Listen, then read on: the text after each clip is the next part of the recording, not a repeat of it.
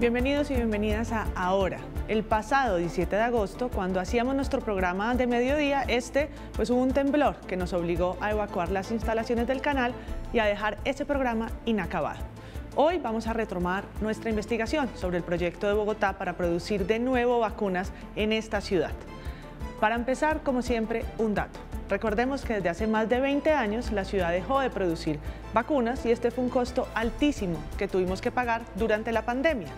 Este y otros datos serán analizados hoy por las voces expertas invitadas. Quédese, pero antes vayamos a ver qué está pasando en la actualidad de Bogotá. En el marco de la Semana por la Paz en Ciudad Bolívar, hablamos con líderes sociales que han sido amenazados por grupos al margen de la ley. ¿Cuántos han denunciado hostigamiento? Les contamos más adelante. Inteligencia artificial liga con las emociones de estudiantes. Así lo plantean los especialistas en el Colegio Nueva Inglaterra.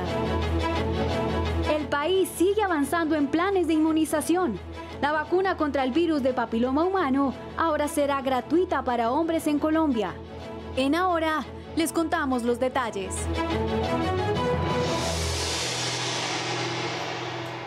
Damos inicio presentando a las invitadas de hoy que nos van a ayudar a entender esto en la ciudad, porque el proyecto que tiene Bio es fundamental y pues marca un precedente para la salud y para la ciencia en nuestra ciudad. Entonces arranco aquí a mi izquierda con Patricia Corredor Figueroa, es profesora investigadora de la Universidad EXI. Bienvenida ahora.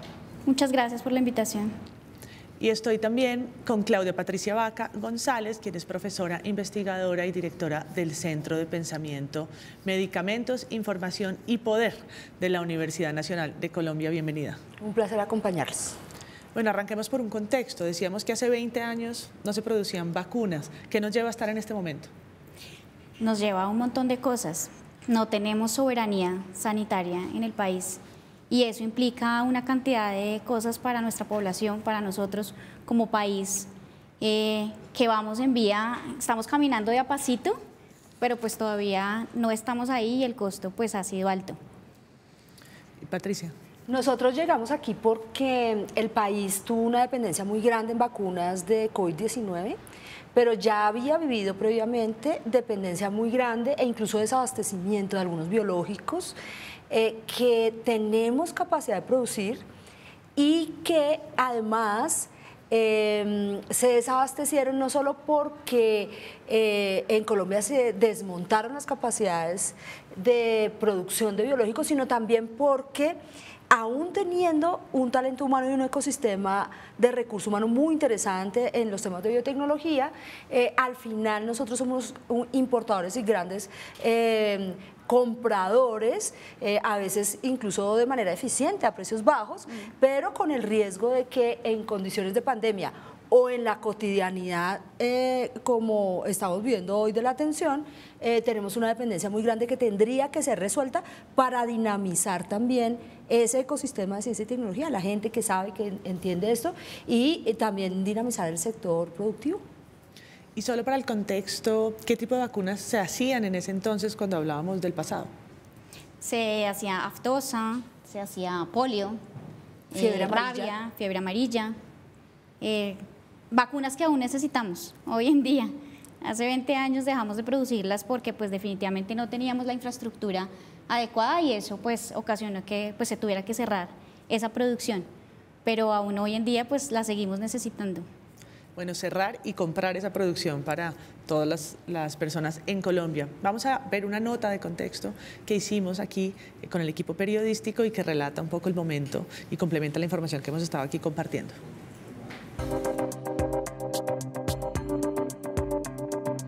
Para cuando necesitamos vacunas contra el COVID, aun cuando tenía Colombia los recursos, no fue ni mucho menos la primera a la hora de recibir vacunas. Por eso, la producción de vacunas, la seguridad, la soberanía sanitaria se tiene que entender como un asunto de seguridad nacional. Ese es el principal de los factores que lleva a Bogotá a constituir Bogotá Bio.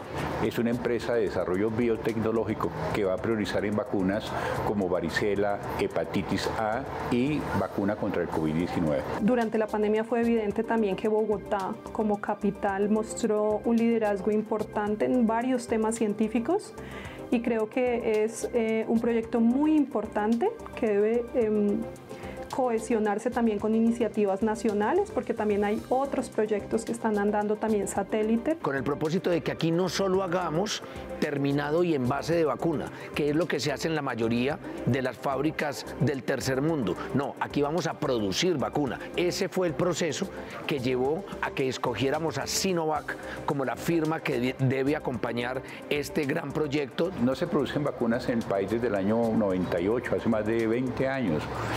Las producía el Instituto Nacional de Salud. El país tenía producción de varios tipos de vacunas para difteria, tétanos, pertusis, fiebre amarilla, rabia, tuberculosis. ¿Por qué se dejaron de producir? Porque había necesidad de mayor desarrollo biotecnológico, meter en equipos, en talento humano, dotación.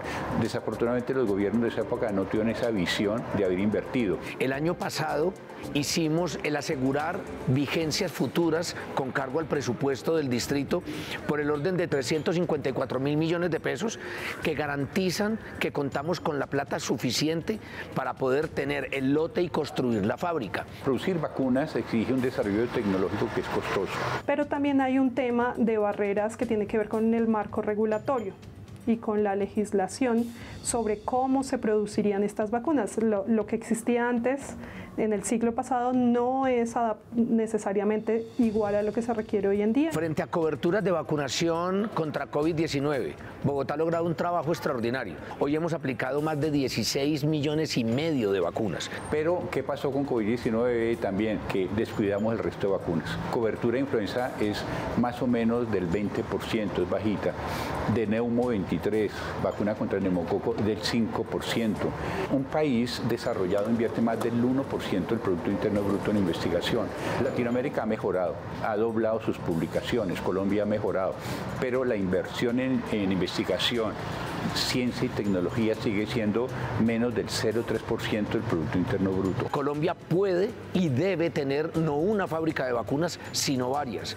Vemos con mucho interés el apoyo que el gobierno nacional tiene a este propósito. Creemos que si persistimos en este esfuerzo, que tiene dificultades, que tiene enemigos, nos estamos metiendo en un mercado altísimamente competitivo, pero creo que es el camino que debemos cursar.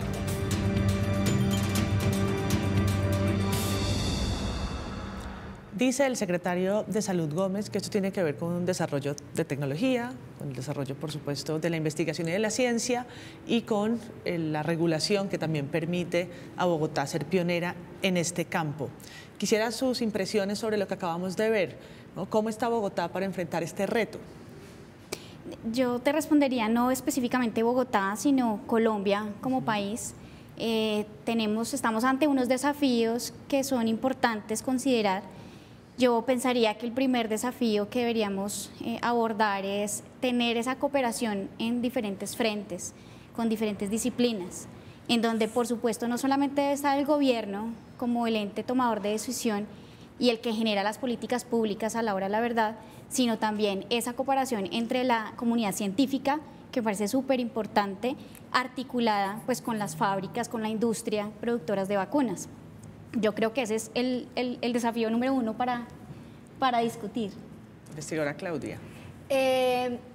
Yo creo que Bogotá tiene toda la capacidad, pero Bogotá tiene un reto gigante y tal vez ya se mencionó el tema regulatorio que de pronto más adelante podemos discutirlo más, pero yo creo que el reto más grande es garantizar que, por un lado, el gobierno nacional entienda y articule las diferentes iniciativas de producción de vacunas que se están generando para garantizar que hay un portafolio compartido, complementado, es decir, que las iniciativas no compitan, y ese es un reto gigante que tendría que garantizar el gobierno nacional, no solamente el distrito con esta tarea que está haciendo de contar qué está haciendo, interactuar con las otras iniciativas, sino garantizar que a nivel nacional hay algún tipo de coordinación para que el portafolio, el tipo de vacunas que se van a producir no compitan, que sean complementarias, por un lado. Y por el otro, tal vez el reto más grande es garantizar que se hace un compromiso cierto para que la producción que se haga local, tanto de las otras iniciativas como esta, que es una apuesta pública muy interesante, se adquieran desde el gobierno nacional para garantizar la sostenibilidad.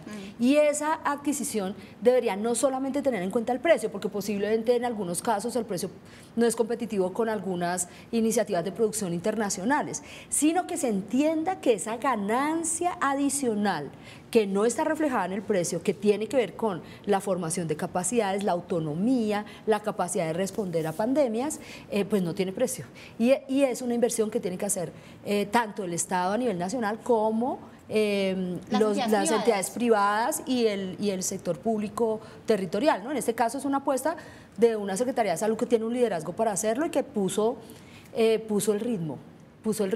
Ahora tenemos que garantizar que todas esas otras iniciativas, entiendo que Becol, que es la empresa nacional de producción de vacunas veterinarias, está haciendo una alianza con el Instituto Nacional de Salud y otras entidades para producir. Está una iniciativa privada de Antioquia que tiene capital tanto de algunas aseguradoras como de otras empresas de capital de riesgo que están interesadas en producir.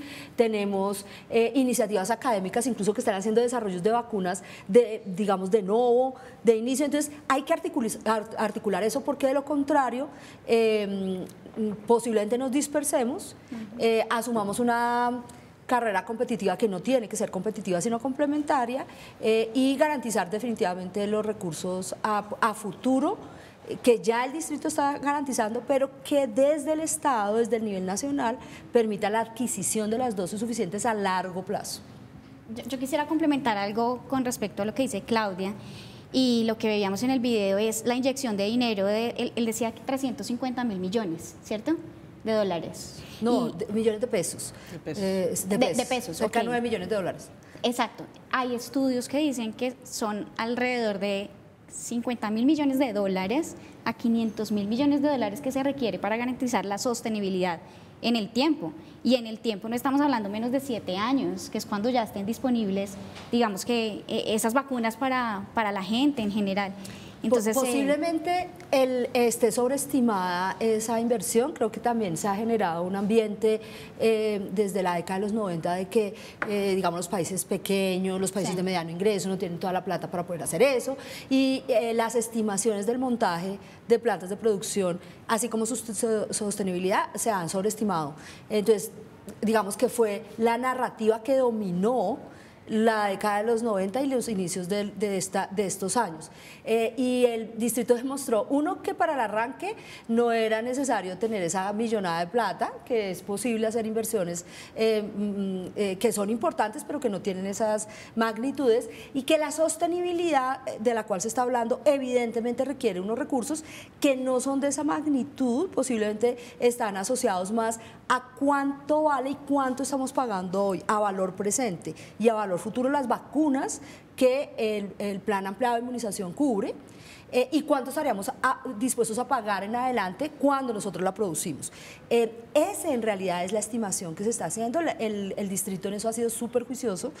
Yo los documentos que he leído a través de los medios y visto por el acercamiento técnico con la gente que está al frente de esto, hablan de unas cifras mucho menores a eso, pero insisto que requieren el acuerdo nacional para garantizar que la plata que se invierte hoy para comprar vacunas afuera la invirtamos para comprar las vacunas de acá, y ojalá de manera anticipada.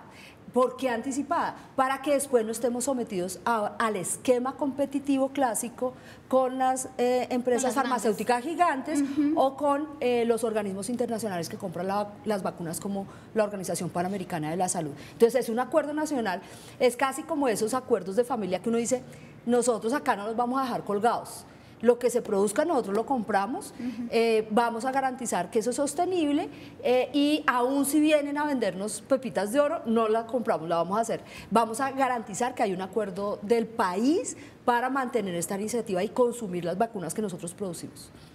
Hablemos un momento de cuáles serían esas vacunas en esa proyección, que me imagino además que cualquiera de estos estudios previos a la pandemia del COVID-19 pues jamás imaginaron el volumen y la necesidad que íbamos a tener en el mundo al enfrentar esos años de confinamiento y de esa enfermedad. Dice que las primeras vacunas que se producirían en Bogotá son COVID-19 varicela y hepatitis A. ¿Cómo le explicamos a quienes nos están viendo por qué son esas y no otras las priorizadas?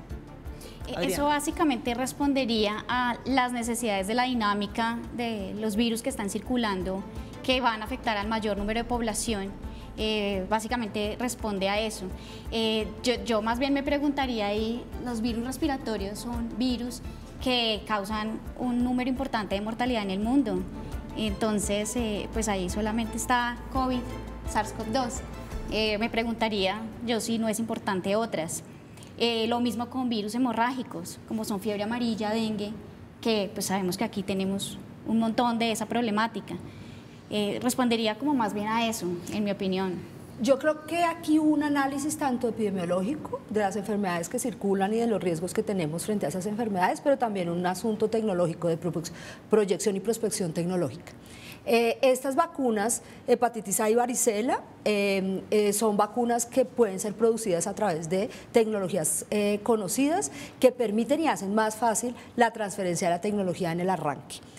Lo que yo entiendo en particular es que Bogotá Bio lo que está haciendo es arrancando un portafolio a través de unas fases bastante bien establecidas en las que la transferencia de la tecnología, es decir, aprender a hacerlas, montar todo el proceso para garantizar que seguimos, conocer la receta, instaurar la infraestructura tecnológica y la capacidad para después seguir haciendo no solamente estas, sino otras. Y en el caso de COVID-19, porque en especial los virus respiratorios, como bien se ha mencionado acá, son virus circulantes que posiblemente van a estar asociadas a las próximas pandemias, que hoy estamos discutiendo no si van a haber o no, sino cuándo van a llegar. Muchas de ellas asociadas a virus respiratorios. El hecho de que prebuscamos COVID-19 después de haber salido de la pandemia no significa que no tengamos que aprender sobre cómo es el manejo y la producción de este tipo de vacunas asociados a virus respiratorios para que rápidamente adaptemos esa tecnología a cualquier otro virus respiratorio que se requiera. Y frente a los otros temas de las virus hemorrágicos, que además son prevalentes, que son más, digamos, endémicos de zonas tropicales, de los países pobres, de los países de esta región del Ecuador. Quisiera decir, a fiebre amarilla. Fiebre amarilla, dengue y otro tipo de otro tipo de virus. Estamos en una realidad un poco distinta porque en particular para dengue no hay una vacuna disponible globalmente. El interés es que podamos dinamizar la comunidad académica para hacer investigación de base para sacar esas vacunas. La que, digamos, nos prometen que va a estar disponible es de una empresa privada extranjera que posiblemente va a ser costosa y puede romper el presupuesto completo de todo el plan de vacunación. Y esto requiere alianzas de la comunidad académica a nivel internacional para hacer esos desarrollos. La de fiebre amarilla coincido que posiblemente podemos retomarla o hacer alianza con otros países, porque creo que el mensaje de la autonomía sanitaria, de la soberanía sanitaria y de la seguridad farmacéutica, lejos está de ser un mensaje nacionalista. Nosotros no vamos a tener que cerrarnos en la producción, aislarnos para autoabastecernos de todos los biológicos que requiramos. Es deseable entender cuál es el portafolio que nos permite producir una iniciativa nueva, hacer alianzas con otros países que comparten los mismos problemas. Por ejemplo, en fiebre amarilla, Brasil tiene una capacidad gigante, podemos hacer alianzas para consumir las vacunas que ellos producen y nosotros intercambiar con ellos esas otras, y requerimos armar también una estrategia internacional que nos permita hacer esas alianzas. Insisto, no un enfoque nacionalista, sino de independencia estratégica y con una mirada de colaboración. Yo diría entre los que estamos sufriendo de lo mismo, lo que llaman cooperación sur-sur en otros medios. Sobre esa soberanía sanitaria vamos a seguir hablando porque además les escuché un dato importante y es el tiempo que nos va a tomar tener estas vacunas disponibles, que probablemente será el tiempo también para tejer esas alianzas y encontrar como esos engranajes de los que venimos conversando. Teníamos en pantalla los datos de las dosis, cuántas dosis se podían o proyectadas producir anualmente. Veamos entonces los costos. Los costos, el presupuesto en infraestructura, equipamiento y equipo humano. 354 millones entre 354.000 millones, perdón, entre 2021 y 2026. Dice, es la inversión de fuente de la Alcaldía de Bogotá. El 94% de ese presupuesto de 354.000 millones se iría en infraestructura y equipamiento y un 6% en la estructura del proyecto, el inicio de su operación y el equipo humano que lo arrancaría. ¿Qué podemos pensar de este proyecto que decíamos, pues pone una bandera, ¿cierto? La ciudad pone una bandera y dice, con este presupuesto arrancamos y de una manera también compromete el sector en su continuidad? ¿Qué tenemos que aumentarle a esto? Yo insisto en esa sostenibilidad. Aquí está proyectada la infraestructura, el equipo humano, básicamente. Pero poner a andar en marcha la manufactura de esas dosis de vacunas, entender cómo se debe hacer esa producción, hacer controles de calidad en toda esa producción, eso también requiere una inyección muy importante de recurso humano, financiero y etcétera. Entonces yo complementaría esa información. Yo creo que ahí toca meter otra franjita más que proyecte eso, que básicamente va a garantizar que el proyecto se va a sostener en el tiempo. Posiblemente esto se refiere al arranque, que tiene unas fases iniciales de transferencia de tecnología y de lo que se llama el arranque de llenado y de producción, digamos, de lo que nosotros decimos como el envase y el terminado de producto, pero después vamos a tener que adquirir el conocimiento para hacer nuestras propias vacunas desde cero, desde las líneas celulares o desde las materias primas básicas hasta el final. Las estrategias. Y las estrategias y demás de cómo se van a producir. Lo que pienso es que esto nos muestra bastante bien el reto de nación, el reto de gobierno nacional que tenemos. En principio tendríamos que garantizar que se alinea esto con lo que hoy se está formulando el Ministerio de Ciencia y Tecnología e Innovación en términos de soberanía sanitaria, de suerte que se prioricen las vacunas dentro de esa estrategia de ciencia y tecnología. El Ministerio de Ciencia y Tecnología ha definido dentro de su competencia la necesidad de formar talento humano. Nosotros vamos a tener que tener toda una, yo diría como una cohorte de profesionales desde farmacéuticos, biotecnólogos, expertos en control de calidad, inmunólogos. Esta formación, nosotros tenemos una capacidad grande que respondió bastante bien en la pandemia, sobre todo en pruebas diagnósticas. Ahora tenemos que formarla para esto. El Ministerio de Ciencia y Tecnología está formulando esto hoy y está estableciendo toda la línea estratégica de talento humano. Hay en el Congreso de la República hoy un proyecto de ley específicamente orientada a la formación de talento humano para la soberanía sanitaria, que está siguiendo su curso, pero que está lentito. Y lo que depende del Congreso, pues uno tendría que mirar cómo lo acelera. Y después está el asunto de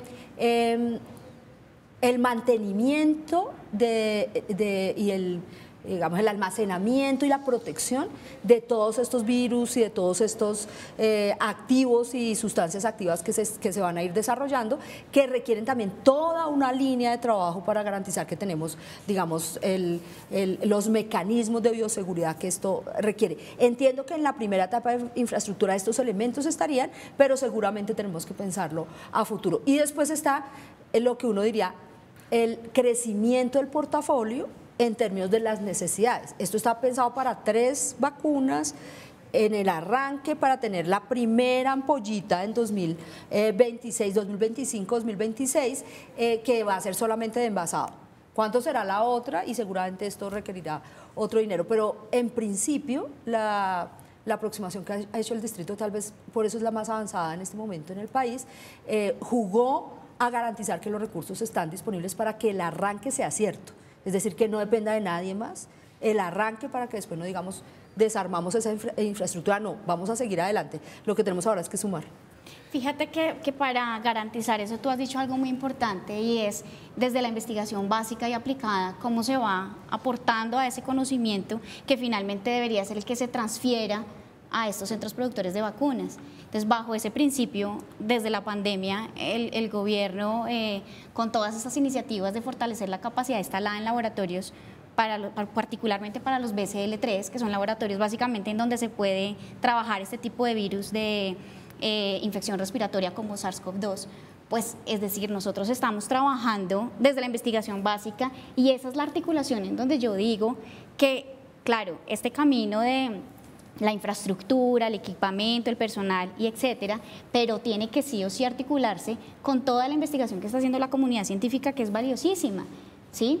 Eso ayudaría a que esos pasos que está planeado darse desde el gobierno pues sean mucho más eficientes y no se tenga que desperdiciar ese talento humano que claro que lo tenemos y se sigue potenciando y que definitivamente va a ser además un campo para que todo este mundo de especialistas, de doctores, etcétera, también puedan contribuir a esos desarrollos en estos centros productores de vacunas. Vamos a hablar de las necesidades, pero ustedes dos son investigadoras asociadas a universidades. Quería preguntarles en ese tema, ¿qué hay para resaltar en la investigación académica en este campo y que contribuye al desarrollo que estamos hablando de la fábrica de vacunas? Pues ya se ha dicho que tenemos una comunidad académica formada, nosotros tenemos una ventaja gigante al lado de otros países de la región y es que el Ministerio de Ciencias sí ha hecho una apuesta fuerte por formar doctores, maestrantes, investigadores en esta línea, posiblemente insuficientes, posiblemente sin una estrategia de enganche para garantizar que se queden en el país y para que se mantengan.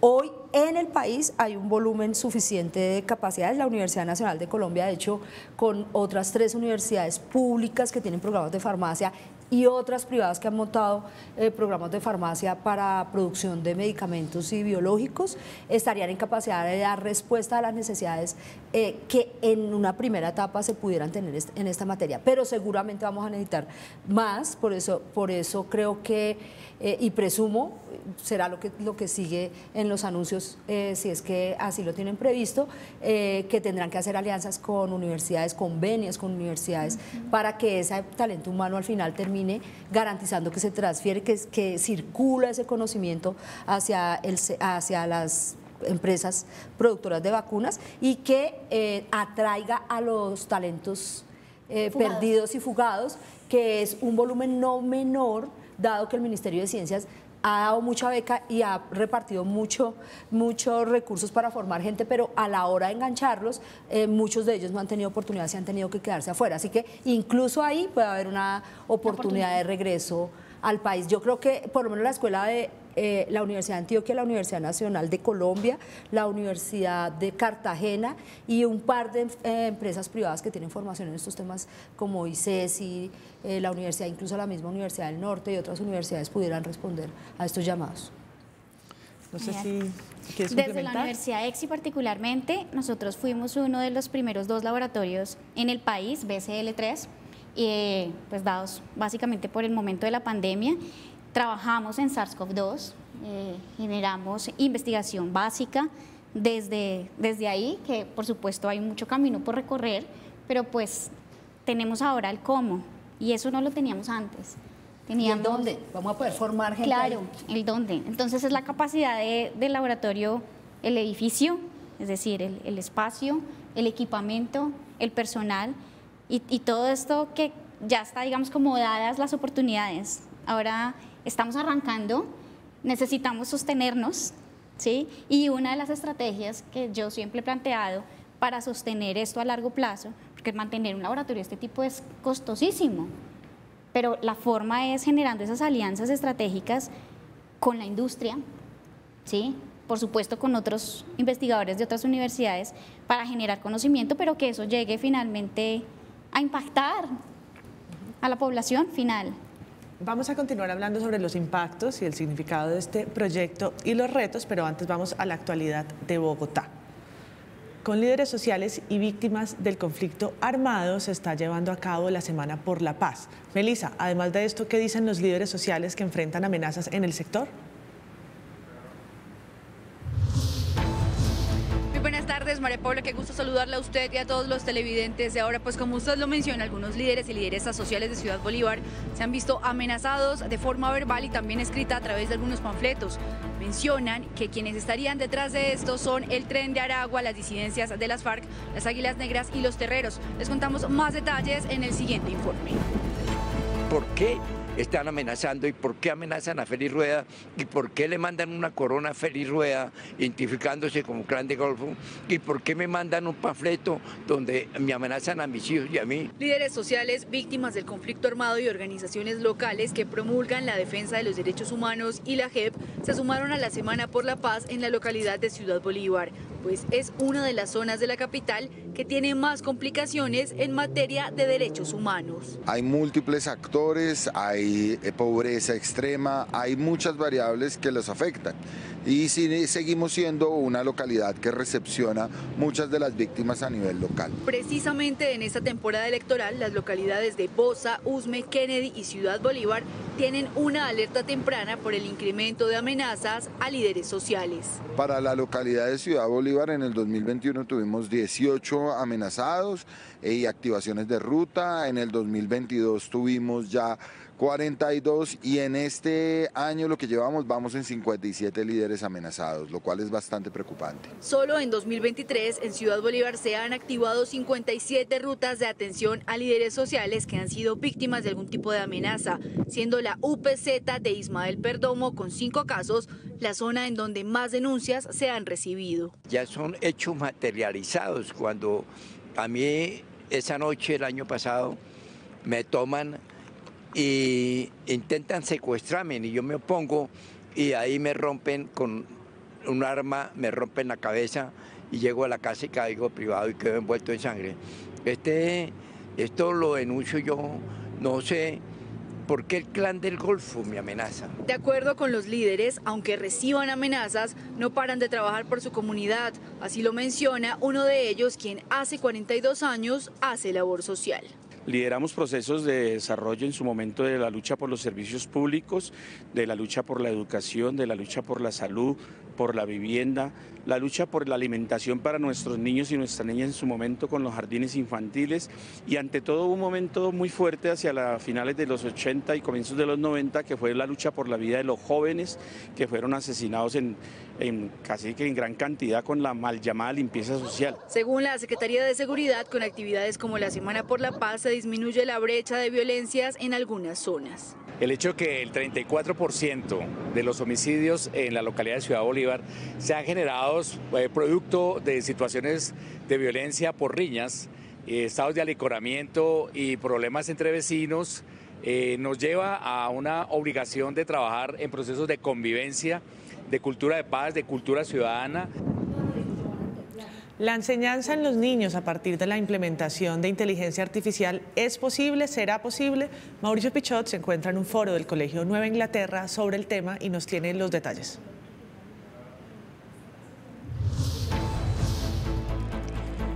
María Paula, muy buenas tardes. Se instala desde esta mañana aquí en el norte de Bogotá, en el Colegio Nueva Inglaterra, un foro acerca de la importancia de una herramienta de vanguardia en el mundo, la inteligencia artificial. Nos acompaña a esta hora del mediodía un grupo de personas que está vinculado no solo con el colegio, sino con esta iniciativa. El doctor Alfredo Barbosa, gerente general de la institución. Doctor Barbosa, buenas tardes, bienvenido a Canal Capital. La importancia de traer por parte de ustedes esta herramienta al colegio y posteriormente al resto del territorio nacional. Gracias. Estamos en el proceso de asimilar el concepto de inteligencia artificial y de las posibilidades que tenemos para implementarlas como una herramienta más en el desarrollo de nuestra tarea educativa. Posteriormente tendremos que capacitar a los docentes antes de pensar en una aplicación concienzuda y una planeada como debe ser cuando se estrena una herramienta. Doctora Emperatriz de Barbosa, rectora del colegio, los detalles de esta iniciativa por parte de ustedes, especialmente para los muchachos, para la infancia de esta institución. Buenas tardes. Buenas tardes para todos. No, pues como todos sabemos, la inteligencia artificial llegó y es para quedarse. Es algo supremamente importante, es una herramienta de trabajo que van a tener todos los docentes para poder llevar a cabo cada una de sus materias que dictan nuestros profesores. Muchas gracias, Mauricio Rodríguez Múnera. conferencista de este foro, es director de portafolio, periodista e investigador. Doctor Rodríguez, definitivamente esta es la herramienta del presente y del futuro de la humanidad, especialmente en lo que tiene que ver con las nuevas generaciones, los niños. Sin lugar a dudas, la inteligencia artificial es un instrumento muy poderoso que no va a reemplazar a los profesores y a los maestros, no va a reemplazar a los padres y a las madres de familia en su labor de formación de sus hijos, pero sí va a ayudar a potencializar la inteligencia de todos y cada uno de los ciudadanos. Ahora, tiene que ser supervisada, tiene que ser guiada, tanto por maestros y profesoras como por los padres y madres de familia. No podemos dejar la tecnología a la libre disposición de los jóvenes porque se pueden perder, porque pueden accesar a fuentes que no son confiables, porque pueden distraerse en esas búsquedas, pero negar la trascendencia, la disrupción que es la inteligencia artificial es negarse al avance de la educación en nuestro país, avance que es urgente porque hay que mejorar la productividad, que es el peor cuello de botella del progreso económico y social de Colombia. Y la productividad se mejora con la inteligencia artificial. Muchas gracias, Mauricio Rodríguez Múnera, el panelista, conferencista de este foro aquí en el Colegio Nueva Inglaterra, en el norte de la capital de la República, relacionado con la implementación de la inteligencia artificial, especialmente a partir de la educación para niños. Soy Mauricio René Pichot, Bogotá, ahora en minutos. Gracias, Mauricio, y seguimos con más noticias. El Premio Nacional de Derechos Humanos llega hoy a su edición número 12 y se celebrará aquí en Bogotá. Laura Champueta con los detalles.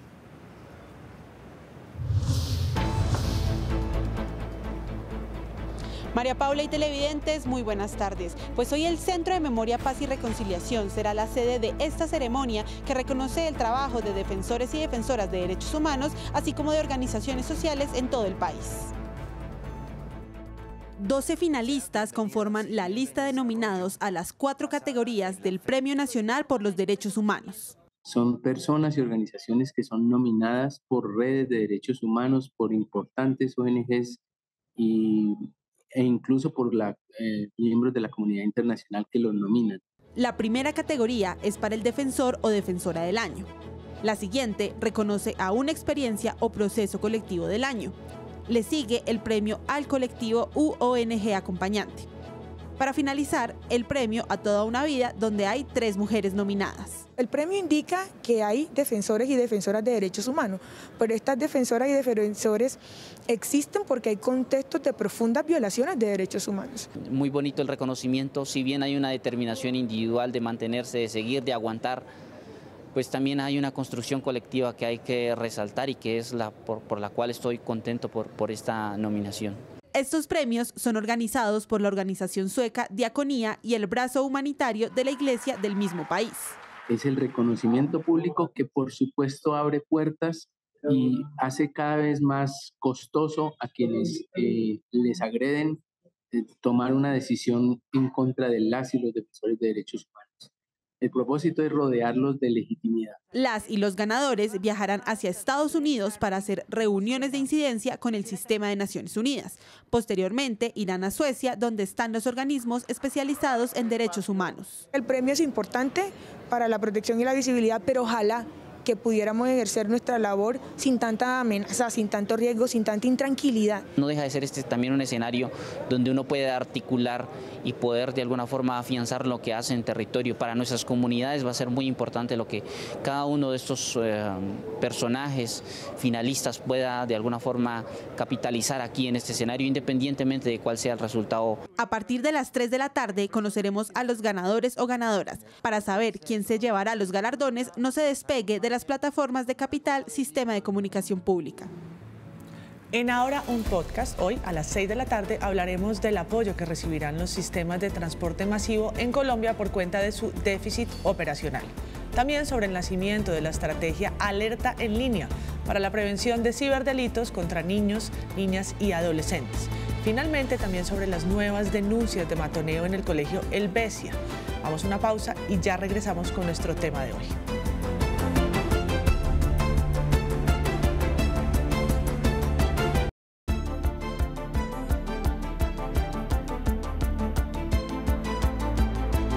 Seguimos con nuestro tema del día y la vacunación, la seguridad sanitaria en Bogotá, a propósito del proyecto BIO que arranca en la ciudad. Y quisiera volver entonces a retomar sobre los obstáculos o las oportunidades que también presenta este proyecto, en particular con algunas de las vacunas o de los virus que están presentes y que han sido priorizados en esta primera etapa. Hablábamos ahí de la varicela, del COVID y de la hepatitis, pero también surgen preguntas sobre el VPH. ¿Podemos hablar un poco de cómo está en este momento la situación en Bogotá? Con respecto a la importancia de la vacuna de VPH, bueno, eso es algo que se ha venido trabajando hace un montón de tiempo y por fortuna tenemos grandes investigadores en torno a VPH. Las vacunas son importantísimas para la población infantil desde ese momento, por representar un riesgo potencial cuando sean adolescentes o pues inicien su vida sexual particularmente. Ahora vemos que también estará disponible para los hombres, importantísimo, porque pues ellos también se pueden infectar con el virus, pueden sufrir además, y además son una vía de transmisión del virus a las mujeres, que es en donde pues más impacta. Y que finalmente presenta un cambio, presenta un cambio frente a las generaciones que crecimos sin la disponibilidad de esa vacuna, ¿no? Que es al fin y al cabo un panorama como el que podemos ver a propósito de este nuevo proyecto, ¿no? Que el panorama va cambiando, ¿no? Vacunas, hay unas que se han mantenido y que están en el esquema tradicionalmente, en el esquema de niñas y de niños desde que son muy pequeños, pero otras que se van insertando, como la del COVID o como la del VPH, que no estaba en otras generaciones. Mira, antes. Bueno, lo que yo creo que es importante de la vacuna de VPH, primero es que son vacunas producidas con una tecnología distinta, una tecnología de DNA recombinante, son del grupo de vacunas nuevas entre comillas, porque ya lleva bastante, ya más de una década en el plan ampliado de inmunización de Colombia y lleva mucho más en el mundo, pero digamos que son de la última generación de vacunas. Antes de que existieran las nuevas de COVID-19, se producen a través de técnicas de DNA recombinante. El punto con la vacuna de VPH es que hay dos retos grandes. El primero tiene que ver con que hoy pagamos por cada dosis de VPH entre 7 y 8 veces más que cualquiera de las otras vacunas que están dentro del plan ampliado de inmunización. Es decir, es de las vacunas más costosas que estamos pagando. Así que cualquier esfuerzo por tener vacunas competidoras, vacunas genéricas que se produzcan en otros lugares para disminuir el costo de la vacunación es súper importante, porque esta sí que es una vacuna que tiene una perspectiva de género para reducir la mortalidad asociada a cáncer de cuello uterino, que está íntimamente relacionada con la presencia y con el contagio del virus. Cambiar la realidad de la mortalidad de mujeres contagiadas y que desarrollan cáncer de cuello uterino es, digamos, uno de los asuntos más importantes en términos de salud y de equidad de género. Pero no todos los países tienen acceso a estas vacunas justamente por el costo, por el precio tan alto que tienen. Si alguien pudiera producir vacunas de esta naturaleza genéricas para garantizar la cobertura, sería ideal. El segundo reto, y es el más grave que estamos sufriendo los países, no solamente Colombia, sino muchos otros, pero Colombia en particular, es la resistencia a la vacunación por problemas culturales y porque esto está asociado mucho a que se entiende este virus como un virus de transmisión sexual. Y la cobertura ha disminuido de una manera dramática. En Bogotá tenemos mucho más cobertura que en otras regiones del país, pero la aceptación por parte de las madres y de las mujeres es mucho menor. La vacunación después de los casos del Carmen de Bolívar cayó en una cifra de más del 80%. Casi ninguna de las niñas se aplicó la segunda dosis después de la primera aplicación que se hizo cuando entró la vacuna al Plan Nacional de Vacunación, y hoy tenemos el gran reto de garantizar el aumento de las coberturas y la garantía de que esa cobertura, digamos, sea aceptada y adaptada y adoptada por las personas que tienen que serlo, ¿no? Que son niñas en edad escolar y que requieren un consentimiento informado por parte de las madres. Entonces, este es un reto que es de otra naturaleza, que no es tecnológico, ¿no? Pero es muy importante y la pregunta arrancó por ahí, ¿qué otros retos tenemos? Y creo que con esto podemos entender otra discusión, y es, bueno, uno, la resistencia a las vacunas, que yo creo que eso se soluciona también informando al ciudadano de a pie, que creo que con la pandemia de SARS-CoV-2, pues eso cambió la perspectiva de muchos. Todos nos vimos afectados, a todos nos encerraron, todos tuvimos miedo. Alguien se infectó, conocido o uno mismo, o alguien conocido se murió. Y eso hace que la conciencia a nivel colectivo pues ayude un poco a caminar en pro de aceptar la importancia de las vacunas para el bienestar de la sociedad. Eso es uno. Y lo otro que yo sí quisiera mencionar ya en este momento, el otro reto es entender que tenemos que estar atentos a la variabilidad viral, particularmente de los virus. Esa variabilidad viral, la ciencia no es estática, los virus menos. Entonces el virus que hoy circula no es el mismo que va a circular en un año y así sucesivamente. De ese modo, pues si nosotros vamos a entrar en este camino tan importante como es tener soberanía sanitaria frente a las vacunas, pues también tenemos que tener esa parte contemplada que supone un reto adicional. Sí, la vigilancia. Esa vigilancia de qué es lo que está circulando. Viral, sí, es supremamente importante para que esas vacunas que se generen sean realmente efectivas, oportunas para la situación de, en particular, nuestra población. Muy importante que mencionan la disponibilidad de información y un poco las narrativas alrededor de la vacunación, que son fundamentales para que las personas puedan acceder y conozcan más allá de los tabúes lo que el discurso científico pues tiene para decir sobre este tema.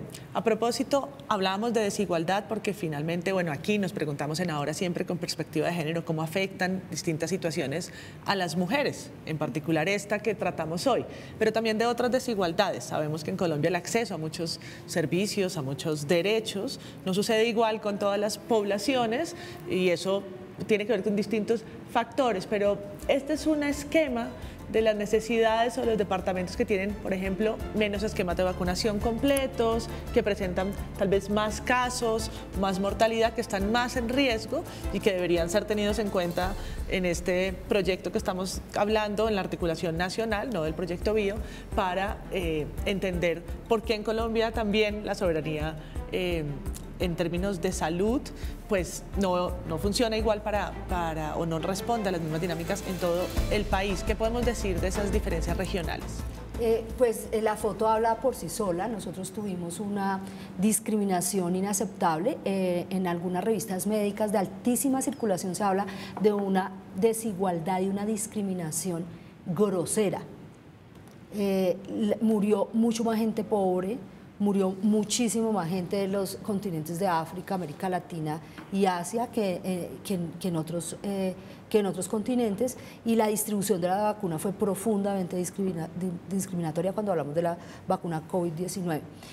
Y cuando uno va a mirar internamente, pues esas desigualdades se reprodujeron de manera clarísima y significativa. Bogotá hizo unos esfuerzos muy grandes, tal vez es uno de los departamentos, una de las ciudades capitales que logró una respuesta más integral a la pandemia. Sin embargo, al final lo que nos dimos cuenta es que la probabilidad de terminar en una UCI era 7 veces más alta para los que vivían estrato 1 a 3, y porque eran las personas que se consideraron esenciales a la hora de mantener activa la ciudad, los trabajadores ambulantes, la gente de servicios generales, de los hospitales más el personal de salud, los vigilantes de las empresas y de los centros de vivienda, etcétera. Claro. Esta era la gente que tenía que salir sí o sí cuando no había disponibilidad de vacunas, y eso hace que la discriminación, la inequidad deba ser uno de los elementos centrales a la hora de retomar cualquier proyecto de soberanía en salud, no solamente por la importancia de la capacidad de producción, sino porque en el momento en que estén disponibles esas vacunas ha de priorizarse en función de esas inequidades. Tendremos que pensar seriamente en las regiones apartadas, tendremos que pensar seriamente en incorporar a los trabajadores y a las trabajadoras de mayor riesgo como grupos prioritarios para vacunación, y en el caso del cáncer de cuello uterino, pues el problema de la falta de confianza en las vacunas y de la información distorsionada y de los discursos distorsionados está afectando diferencialmente más a las mujeres. Que mueran 247 mujeres anualmente en Bogotá es inaceptable porque no tendría que morir ninguna, porque tenemos una vacuna y tenemos la posibilidad de hacer que las vacunas lleguen a ellas. Yo creo que parte de la solución para esa problemática que tú estás planteando es que en ese equipo interdisciplinario e intersectorial pues esté conformado por diferentes organismos, de manera que la toma de decisiones sea tan transparente, tan concertada, que en la medida de lo posible no se quede nadie por fuera y no se tomen decisiones sesgadas o que obedezcan a intereses particulares. Nosotros nos estamos preguntando hoy en la comunidad académica, que estamos en estas discusiones globales, ¿qué tanto hay una equidad de género en los espacios en que se toman las decisiones de priorización sobre vacunación?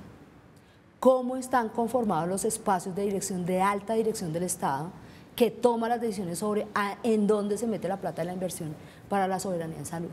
¿Cómo están conformados los comités científicos de investigación a la hora de entender la problemática diferencial de las mujeres o de los más vulnerables cuando se investiga sobre vacunas? Esas preguntas son supremamente interesantes. Y eso nos da otro programa. Eso nos da para otro programa. Nos da para otro programa que podemos hacer sobre esas diferencias poblacionales. Pero hablando de las personas, también a propósito pues, de esta conversación, le preguntamos a la gente, nos planteamos los planes de inmunización en el país y qué tanto conocimiento tienen.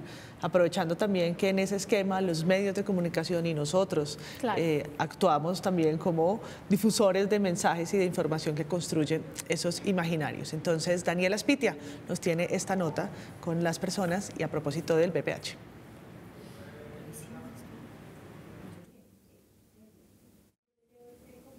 Buenas tardes, pues mire, actualmente en Colombia la vacuna contra el VPH se aplica gratuitamente solo en mujeres y niñas.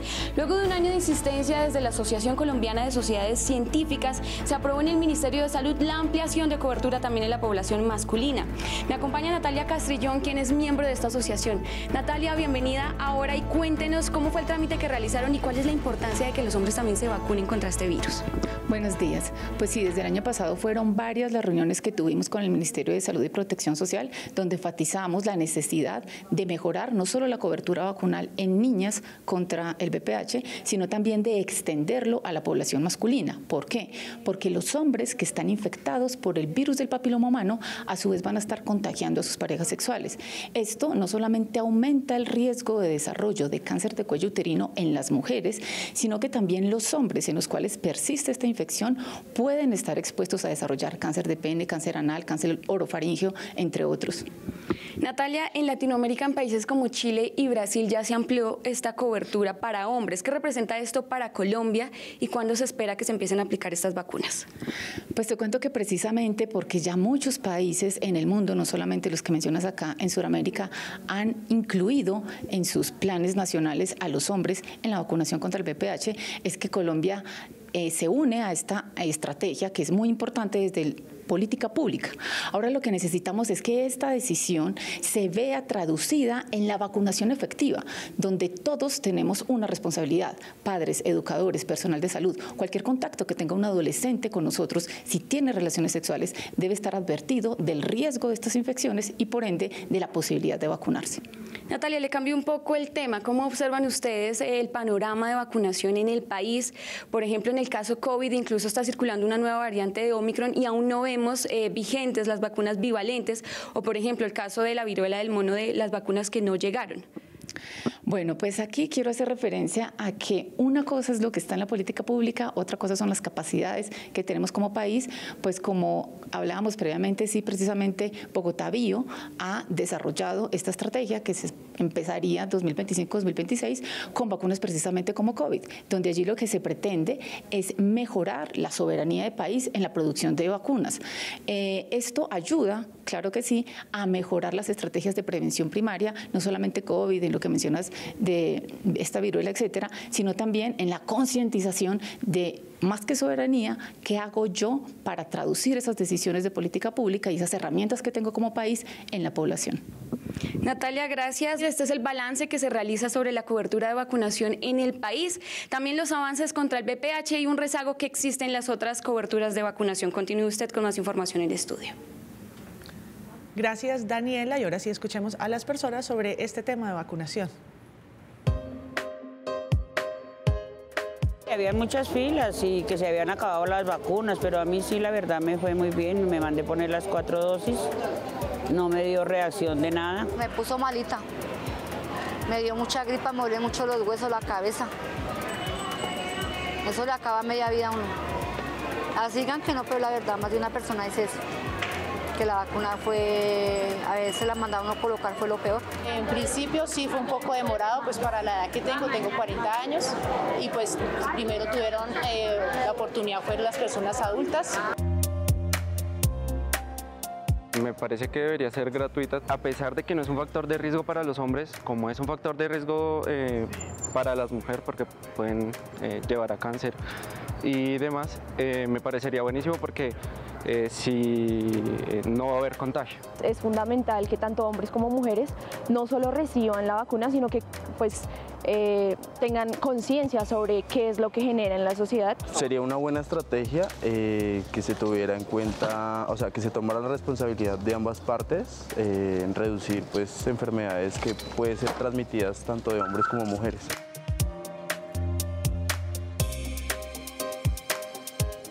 Tenemos equipos todo el tiempo, vacunando 24 horas al día, de domingo a domingo, tanto en casa, en puntos fijos o en puntos móviles.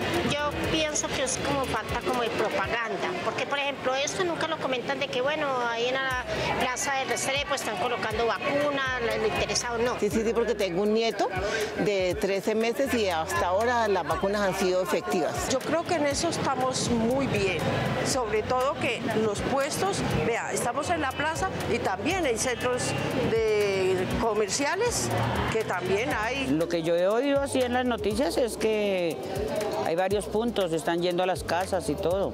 Ya los que no se quieran vacunar sí ya es cuestión de las mamás. Son muchos los temas con los que podríamos seguir tejiendo, entender, ¿no?, la soberanía sanitaria. Pero les pido una última idea para concluir el programa de hoy. Adriana. Bien, pues esta iniciativa de Bogotá es supremamente importante, no solamente para nosotros desde acá de Bogotá, Colombia, sino la región, Suramérica. Es muy importante.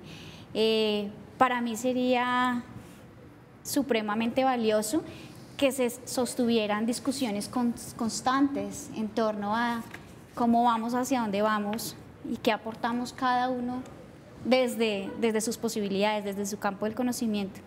Así yo pienso que vamos a lograrlo en un mediano plazo. Soy muy optimista en esas ilusiones que creo que todos tenemos. Muchas gracias, Claudia. Lo encuentro sumamente innovador porque creo que no es solamente una apuesta fuerte del sector público por garantizar, recuperar la soberanía en salud y la seguridad farmacéutica, sino además una alianza súper interesante con uno de los más grandes productores globales de vacunas, una empresa privada que además va a hacer una inversión directa, que va a asumir el riesgo de manera compartida con el distrito y que tiene, digamos, un plan como tan claro en términos de recuperación de inversión y en términos de capacidades instaladas de producción y transferencia de tecnología. Lo encuentro sumamente innovador e interesante. Pues muchas gracias a las dos invitadas de hoy por ayudarnos a entender este tema. Es sin duda un proyecto de ciencia, de innovación y de tecnología y que Bogotá está liderando para el país y ojalá un precedente para otras ciudades y otras sinergias que decíamos acá son necesarias para esto. La academia, la ciencia, por supuesto los laboratorios harán parte de este proyecto, además, como decíamos, en alianzas con otros laboratorios y con una inyección internacional que permita incluso que talento fugado de Colombia vuelva, ¿no?, a esa capacidad, con sus capacidades, a instalar aquí ese conocimiento para el desarrollo de este laboratorio bio que veremos en Bogotá en los próximos años. Muchas gracias a las invitadas y hasta aquí la misión de hoy. Nos vemos mañana en otro programa de investigación, análisis y datos. Tendremos nuestro segundo especial desde las localidades. Esta vez estaremos hablando de Usaquén y Chapinero, las dos localidades con mayor ingreso per cápita de la ciudad. Gracias por su sintonía y gracias por su confianza. Y recuerden que a las 6 de la tarde estamos en Ahora un Podcast. En Elecciones somos Ahora Vote en todas las plataformas. Búsquenos en Instagram como @capitalahora y sigan nuestros contenidos en YouTube. Somos Ahora, el proyecto periodístico de Sistema de Comunicación Pública.